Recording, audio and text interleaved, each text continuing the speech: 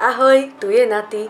Vítam vás pri novom videu zo série Varenie pre 4 do 6 eur. Pre dnešný recept som si pripravila tento nákup. Filé z aliašskej tresky, zemiaky a mrazenú zeleninu. Za dnešný nákup som zaplatila 4 eur aj 89 centov. Zemiaky pokrájame na malé kocky a vložíme do pekáča.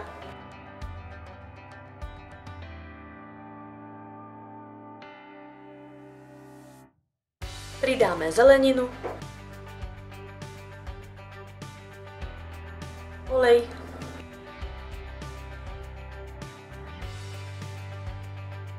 soľ a dobre premiešame. Vložíme do vyhriatej rúry upiecť.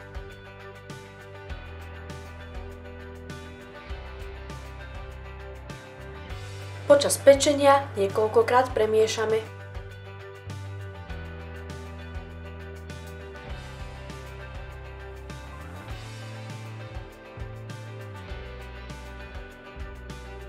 Keď sú zemiaky a zelenina mäkké, zmiešame olej, soľ a korenie na ryby.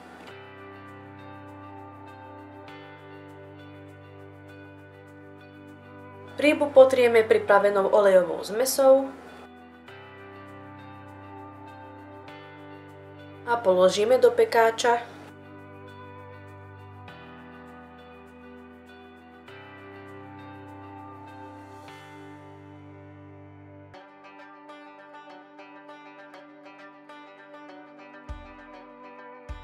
Vložíme do rúry, aby sa upiekla aj ryba.